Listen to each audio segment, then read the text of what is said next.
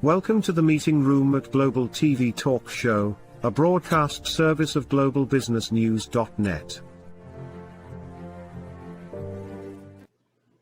Our special guest today is Rob Pianka. He's based in Lancaster, Pennsylvania. But we're not going to talk about Lancaster. We're going to be talking about being globally agile. And this is his specialty, as you'll see in the upcoming show. Rob Pianka has extensive experience living and working overseas, particularly the Middle East, but other areas as well. So his whole background and his whole approach is to understanding people, understanding cultures. And that means expression, it means listening, it means sharing things about yourself, all of which is done to establish rapport and relationship. You know, the Chinese have a slogan called guanzai, which is relations and feeling good and feeling comfortable. This is the same idea, only Rob was doing this 20, 30 years ago. Let's tune in, listen, and learn from Rob Pianka. Thank you. This is Ed Cohen, your broadcast host on Global TV Talk Show. So I'd like to ask you several things, but what do you think of this idea of measuring the ROI of an international assignment, keeping in mind what happened 2 years ago may not happen as much next year? Mm-hmm. Well, you can't manage what you don't measure. Good. At the same time, certain things are intrinsically qualitative in nature and resist measurement. So there's also measurement and judgment. Yeah. So how do you retain the talent? Because the company's spending so much money to make people globally agile, and you know, some people don't want to do it, but they're doing the job. So I don't know whether that's called presenteeism, but it's a lot of money the companies are spending to send people on assignment, right? Mm-hmm. Well, success that is rewarded with new opportunities is a momentum that retains people. So you really need to break. You need to succeed and let them succeed, and then there are other measures you can take. But that, if you've got that one, everything else is easy. So how do you think companies should prepare? And what does this cost? You know, I'm sure they could spend millions of dollars on prep and not let the assignee and family go on assignment until they speak the language and they understand cultural differences so they don't piss off people or act like an ugly American. So, you know, how do you prevent that? The paradigm since World War II is cultural competence, which is about knowing about the culture that you are going to encounter. And in today's age, you don't really know which culture you're going to encounter next. It's much more complex. You know, it's international teams with members who change. Yeah, you know you might be going to Japan, so you can study Japanese culture. But generally, you don't know in your career which cultures you should know about. And for many cultures, particularly large homogeneous cultures or isolated ones, so Japanese culture or the Chinese culture, or because of its geographic and historical isolation, the US culture. I mean, we're pretty diverse, but we're still coming off of 200 years of isolation. And what we don't have as much as a smaller country, people from smaller countries, is some of that block and tackle basic skills. If you're not used to having to bond quickly with a person from another culture that just shows up, and then another one who just shows up from another culture. And you can't predict that. If you're not used to that environment, no amount of learning is going to really help you. So what global agility is about, going back to some of the basics and helping people get into the position where they could actually learn from training, from cross-cultural training. You know, you can't, a person who is, by virtue of background, and I'm not faulting anybody, narrow culturally, right? How much knowledge can you stack on top of a narrow foundation? Right. So we want to broaden that foundation, that comfort zone at the bottom. And that's personal transformation for us, but it's also transformation in a positive direction that gets really good feedback from the world. So yes. So you grew up part of the time in Europe, and you had a lot of experience over the personal experience, and nobody taught you how to do all that, right? Yeah, I got that with what's the expression? With my mother's milk.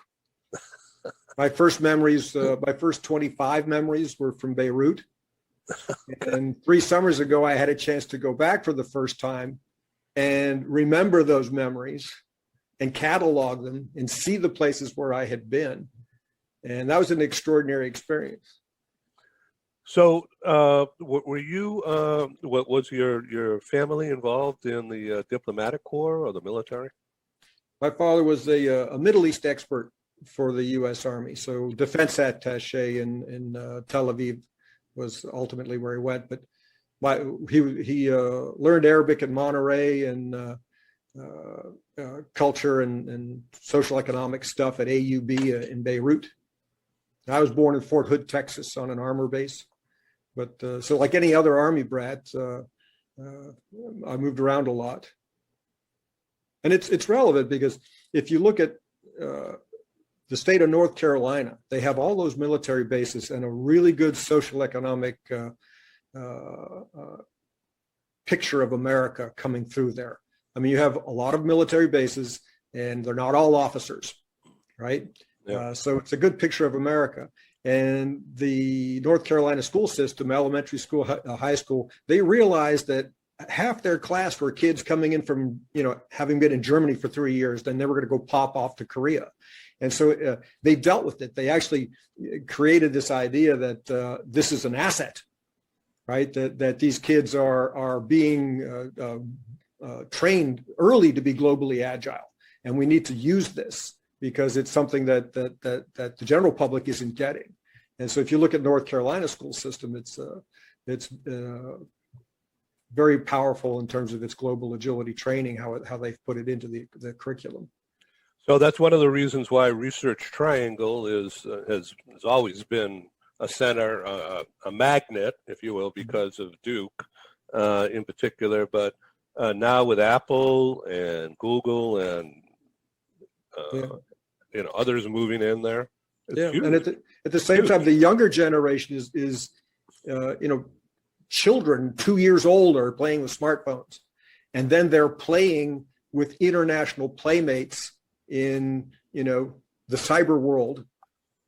And so by the time they get to be young adults looking at careers, they've only known global agility, maybe not under those terms, but a lot of us in the country didn't have that experience, right? In our coming up, we're still living in a mashup of the post-World War II world and this new future, which unlike other science fiction movies where you go to the future and you see something, it's already here, right? We have to deal with it. We don't get to journey to go there. It's already come and landed right on top of us. I mean, we're talking to each other through a vehicle, which tomorrow we could be talking to anybody on the planet. And that's, there is no avoiding the need for global agility.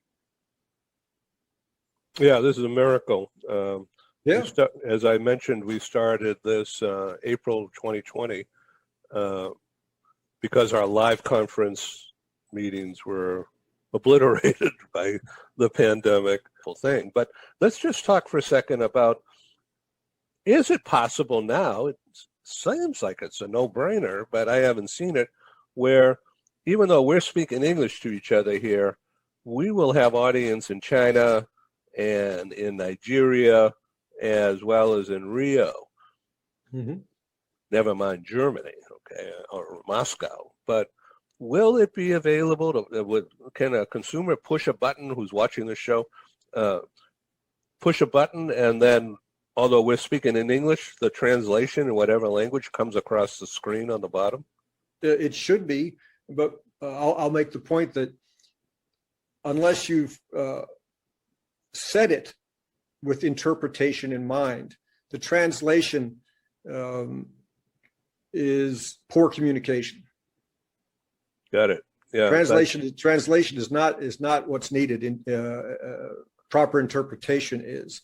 Yeah. And it's, the way this has been solved so far is that there are I think it's 1.2 billion people on the planet speaking English as a second language and speaking it well, right? Compared to the 400 million native speakers. It's not an advantage to be a native speaker of English anymore because there's 3 times more people out there speaking English and speaking it well, right? So English is the lingua franca of the world. So you'll generally have counterparts who are speaking English, but they're not interpreting or using cultural assumptions that we share.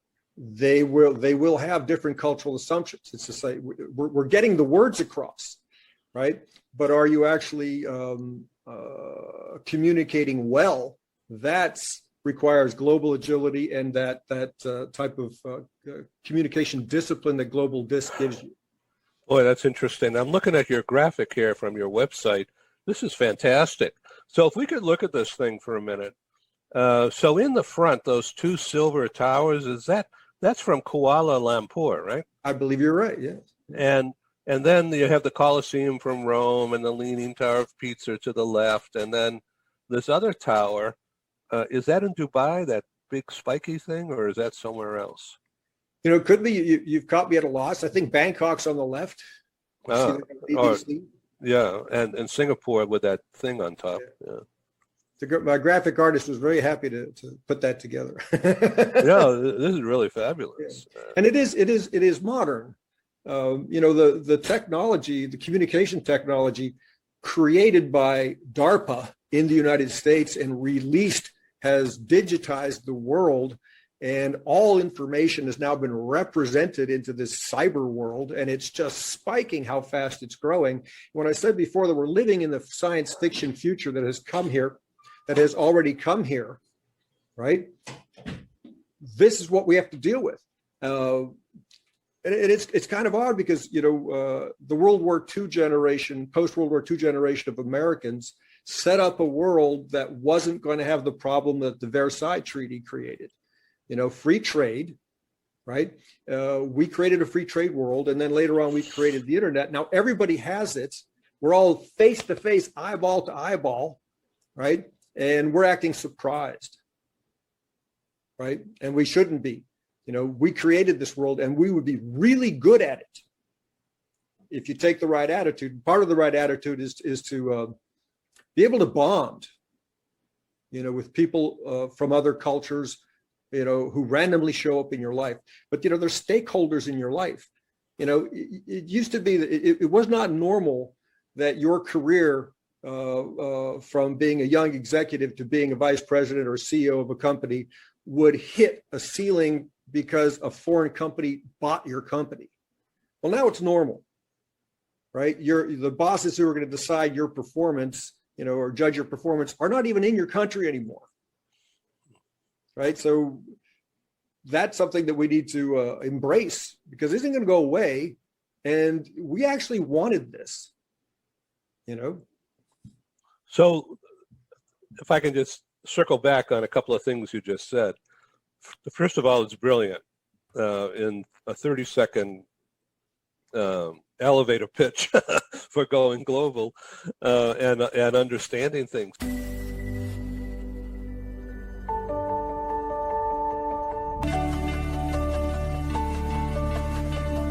If we can go back to the global disc picture, and if you could take us through what these different colors mean to you.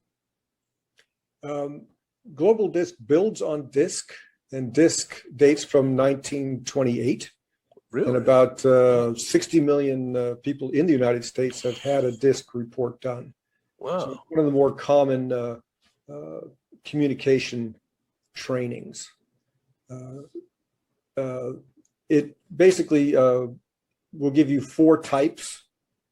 And then because you have a dominant type, like up in the upper left-hand corner, you would be in direction-oriented or dominant, a D person, right? And in the right-hand corner, on the top, it's in the yellow, that's an I person. Now, a D person is more direct, right? They're very task-oriented, very outgoing. The I person is also outgoing, but they're a people person. So you're starting to talk about communication personalities, and we're all more complex. I'm a DC in the United States, but when I work globally, I'm an IS, right? I'm much more sociable because I need to be when I'm working in a multicultural environment, and I'm much more laid back, and I'll watch more because it takes longer to communicate. An S person is very calm, and reserved. So when I'm working in a multicultural situation, I tend to be more outgoing, so I could create a conversation, but also more reserved so I can listen to what communication is going down. When I'm speaking in the United States with somebody who shares my cultural assumptions, I'm direct, right? And I'll get down to the details when we've agreed on something. That's D and C, right? So you can use DISC as a communication tool, and what Global Disc created by Csaba Toth does is to say, every conversation you have is multicultural. Don't kid yourself. Even inside the country, right? You're not really sure what the cultural assumptions are of the person you're talking to. So don't use DISC alone, use DISC plus the dimensions that Csaba has added to it, right? To be able to take your DISC knowledge and the discipline of your communication that you get from knowing DISC and actually exercising it in cultural environments. And it's a little complex, but it's real, and it's as complex as the world is. We are not having conversations generally with people who share the same assumptions that we have, and we make mistakes and misrepresent and mistrust and all that type of stuff based on these dimensions of assumptions, which are invisible. So you have to be really careful about them. I can see what your body language is. I can see what your body tone is. But if you have a different sense of what time orientation is, and that's a very common one, we're very punctual, right? In the culture I come from, we're very punctual, right? And I've been in cultures where punctuality is actually considered rude, right? And it's not that they're against being punctual, it's that they're more in favor of being sociable, right? They group cohesion, right? For a lot of people is more important than the timing of the beginning and the end of a meeting. So would you say that's Brazilian or Italian, Greek, rather than German or Japanese? Yeah, I'm married to a Greek American, and they call it Greek time, right? I work a lot in the Middle East, and it's a common thing that the meeting doesn't start when you think it should. The work of the meeting doesn't start until the socialization has occurred. It doesn't really end when you want it to, and so you're blowing your next meeting, and nobody else is perturbed or upset but you. And you can actually by being upset at that moment blow the meeting, and if you slow down and it's not like we're against social cohesion or friendliness, right? That we also have those virtues. We just don't apply it in a business meeting, right? Well, they do. They don't work with people they don't like or trust, right? So your first job, feel comfortable. put your agenda aside and know that you actually have connected with the human beings, right? And then maybe you might get some quick work done. It's really interesting. Wow. Yeah, and it's very common in today's world. If you get on a Zoom meeting and there's 15 faces on your screen, how many cultures are actually represented in those 15 faces? Probably 14 or 15. Yeah, we did a meeting, I think it was March 1st was the last one, or maybe it was April 1st, where we had 20 people and 11 or 12 countries represented, never mind cultures. Yeah, and it was all about women in leadership roles, but and it was really fascinating. Yeah. Boy, there's so much to learn here. So when you're dealing with people, let's talk about the Middle East because it's in the news today, May 21. Yeah, in fact, today is 21 May 21. That's really interesting, isn't it? Yeah. Right. And okay, anyway. Do you think that means anything, 21 May 21, other than it's the start of Gemini? But I don't know, astrologically speaking. So this is, this is stuff that the CIA uses, right?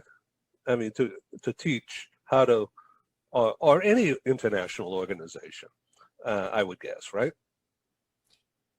I associated with special forces more than,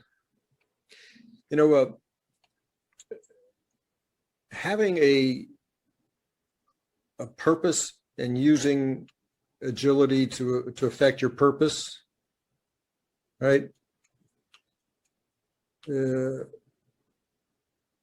Might not be the best way to look at it, right?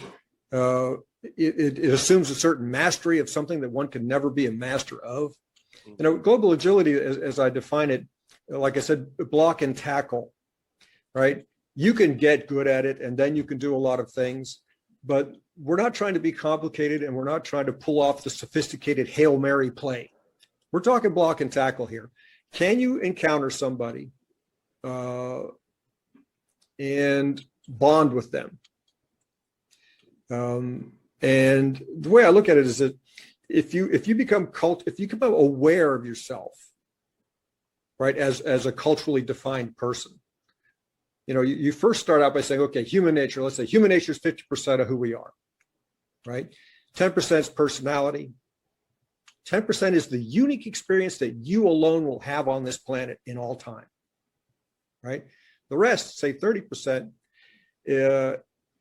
are dimensions of our identity that are colored in by our culture. It's kind of like you start out as a blank canvas for a paint by numbers portrait of a person.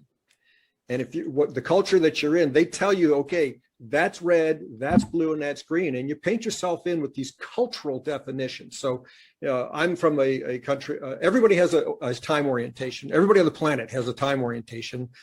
My culture told me to be punctual, right? So I'm colored in with punctuality, right? So if you're aware of these dimensions, if you become aware of your take on them, so you know that there's time orientation, you know that you're a punctual person.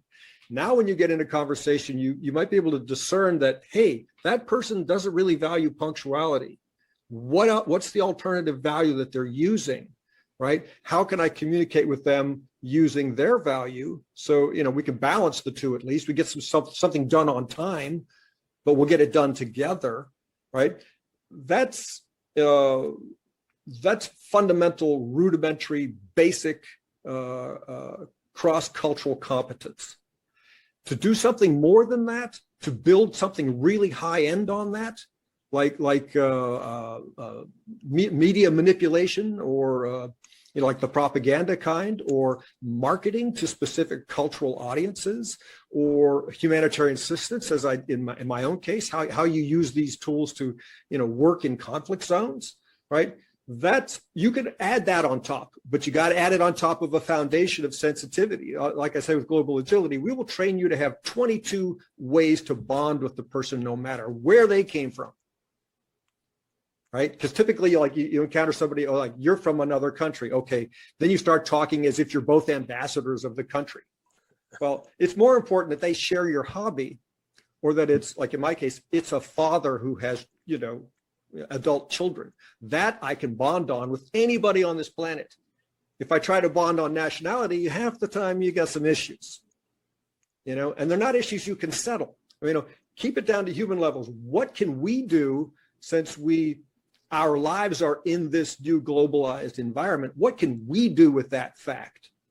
Right? I can't do anything about, world history, but I certainly could do something about my own ability to bond with humans across all these cultures and to not get in preset fights. Basically you could walk out there and there's 1,000,001 fights that are already set up for you to get into, right? I don't do that. I'd rather find out why I like the person. For Americans, in particular, we have a frontier. If you took the concept frontier out of our culture, I don't know what we would be. Right? Frontier is really important for us. Settling the continent, the West, outer space. Right? Well, between here and the end of the century, the frontier is a planet of people. Right? You and I aren't going to outer space. I don't care to go to the bottom of the ocean, right? Right. The only place to go with our frontier, mentality and our drive, to be outward oriented and to work with things in our lives and in the world is the planet of people. So it's not places, it's people. It's not monuments, it's the people in those places.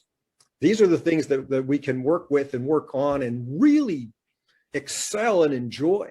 The wealth of the human planet is right there at our fingertips, the fingertips of this laptop that I'm talking about. It's a wonderful time to be alive, right? And the joy of the planet is something that motivates me. I mean, I've been to a lot of places and usually under bad circumstances, conflicts and things like that, right? The kids are always making toys out of the stuff on the rubble. Right? Babies are getting born, fed, families, everybody loves everybody. Everybody's trying to, it's a wonderful planet. We're a great species. And I think we forget that. I think we lose sight of that. The news is always negative. We tend to have negative emotions more than positive ones, but the world's a wonderful place, right? And to be able to explore it, right? And so easily, whether you travel or you just travel through the internet. I mean, you can make a friend in any country who shares your hobby today before close of business. This program has allowed me to actualize some of that stuff and bringing other people together. But you know what I'm finding, so we're going to move on, but is that a lot of people in a business context, they don't care. They just want to stick with their tribe, if you will, where they're comfortable, and attempt to strengthen that bond and block out others and other things just to maintain that close-knit feeling or sense of control or something. Meanwhile, all this stuff's going on around them, and they're not going to care about what you and I were just talking about. Well, they should.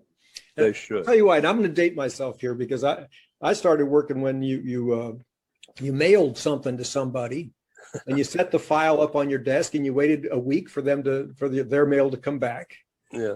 Did that, and it was a day and age where you worked for a domestic company, which if it wanted to make more profit, established a international department. Then 2 or 3 years after that, they had made, they had a series of sales. They had some regular customers overseas. And then one day there weren't enough widgets and they had to supply a domestic, they had to meet a domestic contract and they had to stiff somebody. So they stiffed the foreign contract. Right. And we had a domestic economy that was large enough, right, and isolated enough that everybody could ignore the world. Despite the fact that we had global deployment post-World War II, right? We, as people living inside an economy and living our careers, were basically free to ignore the world. You didn't need a language. You didn't need to pay attention to this. You would be more successful, matter of fact, if you just ran the domestic team. Okay? Today, your team is producing Peasants who have gone to the city in Chinese cities who are producing something, right? It's being shipped to Mexico, right, to be put together someplace. It comes to you for some finishing touches. It was designed by an Italian. You're selling it to French-speaking Canadians, English-speaking Canadians, American, English-speaking, Spanish-speaking, etc. speaking Americans in the United States, and then south of the border to all kinds of languages and cultures which are far different than the language you think puts them all together, right? And then you have the European Foreign Office, right? And all these people are showing up on your screen, right? So I understand why we have this paradigm, but I also see that it really is a trap. It doesn't help you anymore, right? Your team is actually composed of all those stakeholders. They are important, powerful stakeholders in your life. It's your supply chain is global. Your marketing is global. All these things are and now I don't want to exaggerate it. There are a lot of sectors and there are a lot of places where this is only part of what you're doing. But the major engines of our economy are globalized. They're transnational companies. They're not American companies, right? And you can be more successful in whatever you're doing in those things if you have the global agility to when the world actually penetrates your domestic world, that it's not a push, that it's something you welcome, something you can deal with, right? It's just a matter of being able to bond with people who you didn't expect to have to bond with, but they are really important. They're stakeholders, and I think that's the biggest takeaway. We now have stakeholders in our lives with real power, not only to limit our success, but to open doors for great opportunities. I like to look at that side. It's the positive side, right? If you want to really exploit and take, and expand and flower and enrich, right? Hey, the world's your oyster. Just go get it, right? It's there. And if you don't, you'll be dragged kicking and screaming in that direction. You don't put genies back in bottles. Right? Rob Pianka, what's your website that people can find you at? Because we got globallyagile.com, globally-agile.com. Rob Pianka, please come back on Global TV. Oh, it's so much fun talking, Ed. Thank you. Enjoy it. Thank you for joining us in the meeting room at Global TV Talk Show. Have a wonderful day, and stay safe.